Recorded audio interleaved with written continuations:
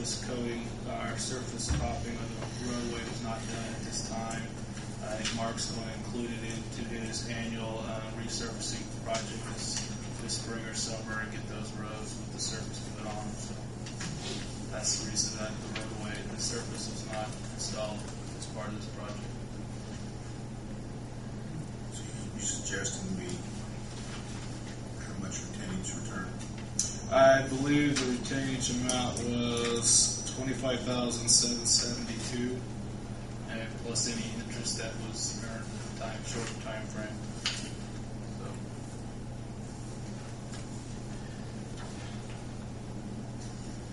any questions? Let's look for a motion to approve both those documents and sign them. Take a motion to return the retainage. 5772. I'll make a motion. That leaves our second. Hurd. Yes. State. Yes. Beard. Yes.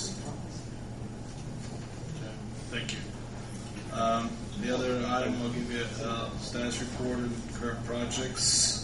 On West Side Interceptor, you signed the completion papers last month.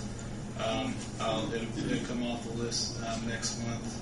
I will point out that originally the construction contingency on this project was about $228,000.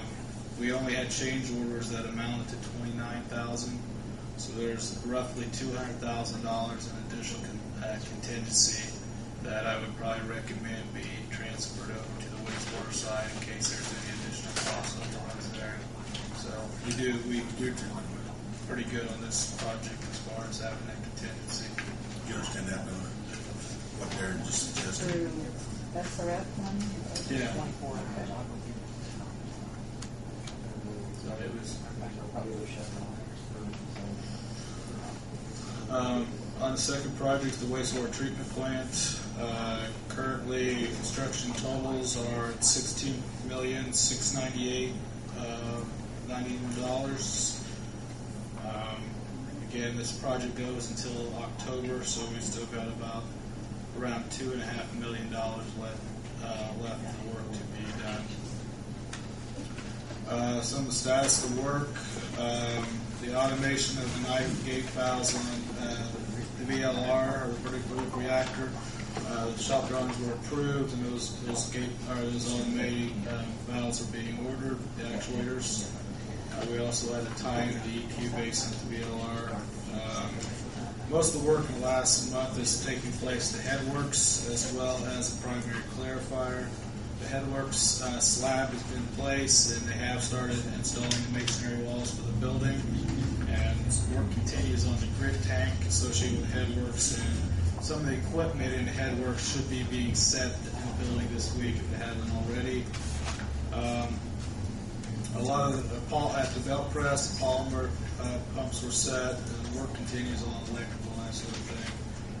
Also at the select storage building, it gets the superstructure over the concrete slab. The side walls and rafters have been set in the last 2 weeks, so it still gets the standing metal seam roof that's still to be installed on that, but it's moving along as well. That project, that building has been sitting there for a while, hasn't had any action until the last 2 weeks, so that's continuing. A lot of site work, electrical work continues on that. The plant water piping, quite a bit of work was done the last month to get that up and running. Let's see, anything else that's significant. Most of the concrete work at the last primary clarifiers has been completed. They're still working on the trough slab and walls, and should set equipment as early as this month. It may get delayed a month. It's not on their critical path, so, but things are moving along pretty well down there. We are working on a punch list for the phase 1 work, which is basically the primary digester, the VLR, the blower and electrical building, and the final clarifier as well. So we've kind of had those processes had to be up and running before we could take out plant one and start the head work. So we got an internal phase one we're trying to punch out and get so that the contractor can get that work done while he's on site. So, any questions on that? The next project is the water treatment plant project. Really, the only thing left to do there is punch list items and INC, or the INC work. We're having a little difficulty getting the INC subcontractor to complete his work on a timely basis. Basically, that's all that really needs to be done. We did have a meeting with them last week.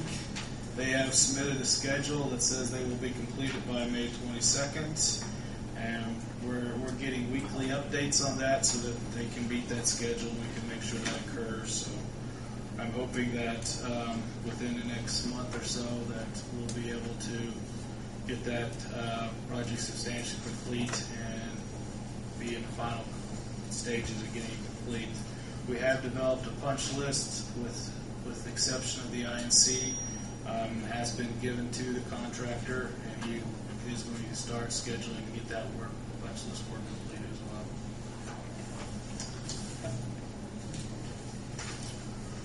well. The last one is a flat raw water main. We're still working on the preliminary layout of the routes and hope to get that moving forward as well.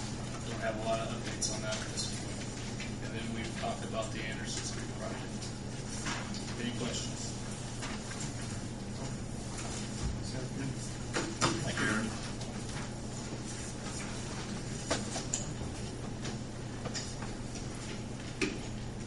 Meeting now open to the public for any questions or concerns.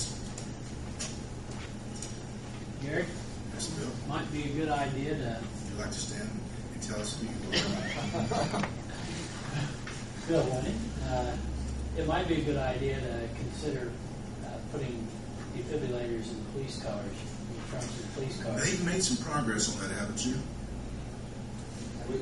We have one defibrillator that the officer in charge carries with them. So we have just one. I agree with you, Bill. I agree with you. We have one in the building too that's permanently mounted. But we do have one mobile defibrillator. They're usually the first on scene. Because in most cases they are. I agree. Thank you. Mrs. Johanna. Yeah, I'd just like to make an observation to the board that my business was not approached about the closing of the square. And I would just plead with this board that in the future that they take into consideration the economic development of the businesses down there and their bottom line and not let this become a precedent. That's all I ask. Thank you. Hear nothing more, I entertain a motion to dismiss. So moved.